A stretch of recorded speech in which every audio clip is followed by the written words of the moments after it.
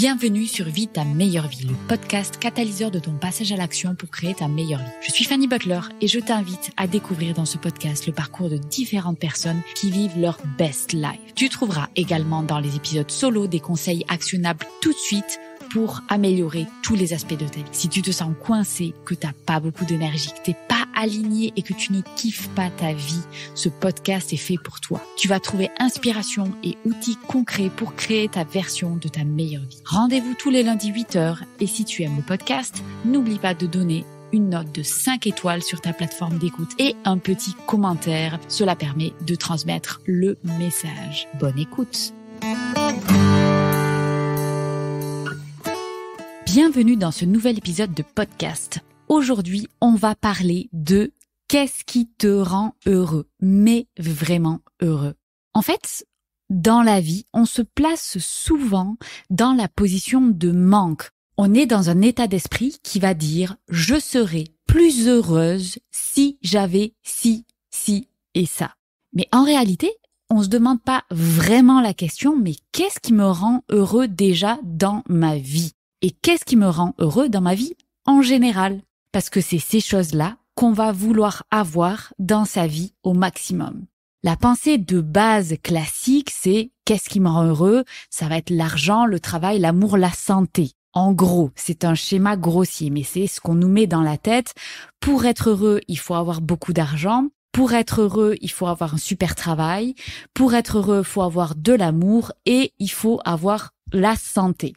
Alors en soi, c'est pas faux, mais c'est beaucoup plus nuancé que ça. Parce qu'il y a d'autres choses qui nous rendent heureuses et ces choses-là, ce sont parfois des petites choses auxquelles on ne fait pas forcément attention. Ça peut être de faire de nouveaux projets, ça peut être d'apprendre de nouvelles choses, ça peut être de développer des relations sociales avec des gens qui sont hyper intéressants ou qu'on trouve intéressants. Ça peut être de faire du sport, ça peut être d'avoir du temps pour soi, pour ne rien faire. Au sacrilège du temps où on n'est pas productif, eh bien cela peut nous rendre heureux. Ça peut être de savourer l'instant présent, ça peut être de s'adonner à des passions, ça peut être de passer du temps dans la nature, ça peut être de se reposer, ça peut être du temps en famille, etc., etc. La liste est en réalité beaucoup plus longue que ce que l'on croit. Alors, ce que j'aimerais vous inviter à faire là maintenant tout de suite, c'est tout simplement de faire la liste des choses qui vous ont rendu heureuse dans la journée. Si vous faites cet exercice tous les jours, donc par exemple avant d'aller vous coucher, vous essayez de vous remémorer « j'ai passé ma journée », quels ont été les moments, vous devez choisir au minimum 3 moments, 3 choses qui vous ont rendu heureuse aujourd'hui.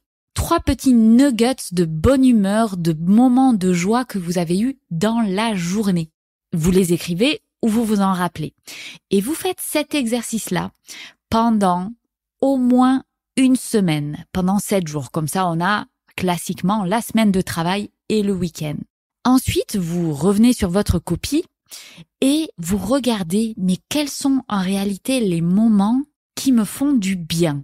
Ensuite, vous allez regarder votre agenda, vous allez regarder votre emploi du temps et vous allez calculer combien de temps vous passez réellement sur ces petits moments qui vous font du bien. Si, par exemple, passer du temps en famille, c'est quelque chose qui vous fait du bien, qui est hyper important pour vous, est-ce qu'il n'y a pas moyen de développer ou passer un petit peu plus de temps là-dessus? Donc ça va vous faire du bien, vous allez avoir de l'énergie. Et avoir de l'énergie, c'est hyper important, mais tout simplement pour être heureux.